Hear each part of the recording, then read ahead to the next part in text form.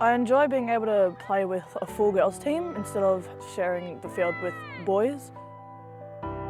Here at Council, we believe that everyone should be able to participate in sport and physical activity in a welcoming and inclusive way and should be treated with respect and dignity, free from discrimination. We know that across Victoria, most women and girls do not do enough physical activity to benefit their health and well-being.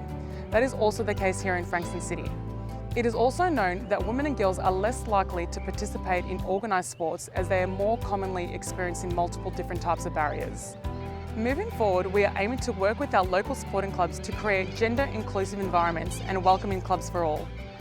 This in turn will lead to an increase in participation from players through to volunteers, staff, leadership roles and officials. Here at Frankston, we believe that inclusion is our responsibility as a good community organisation. It provides opportunities for people to make a difference in the community. Bringing all these young girls in has been fantastic. It brings in other family members, which is really important with volunteers as well, which most clubs always struggle to get volunteers in. So the more families we get involved, the more people that are helping out, and just makes it for a broader community-based environment, really. My daughter was the one that actually made me form a women's side and get a women's side, because she plays to under 12s, and then under 12s over, you can't play with the boys anymore. So we had nowhere to go apart from do nothing, and I wasn't not having that. So that's where I went out and reached out and started pushing numbers, and I started off with going to a school one-day tournament, and I took 7 girls down there. They played, and then I pretty much came back with 30 girls after that. It comes down to visibility, and you can't, it sounds so cliche, but you really cannot be what you can't see. So in terms of having role models available and visible for younger players, both boys and girls of all genders, that's the most critical thing, I think, for all of us.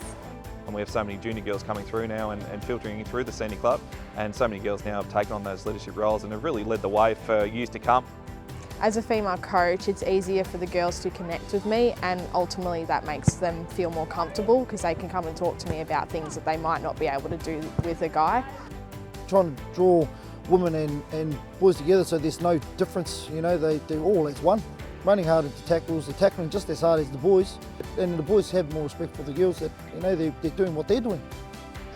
The very first step that I would recommend to any club is to make sure that you have a board that is supportive of inclusion, and not only supportive of it, but can quantitatively measure the improvement in inclusion, particularly involving women. As seen by our local clubs and others working in this space, it is common that inclusive clubs experience a range of benefits, not only to the individuals, but also the club itself. Therefore, we are aiming to assist clubs provide welcoming environments so that they can be happy, healthy and thriving.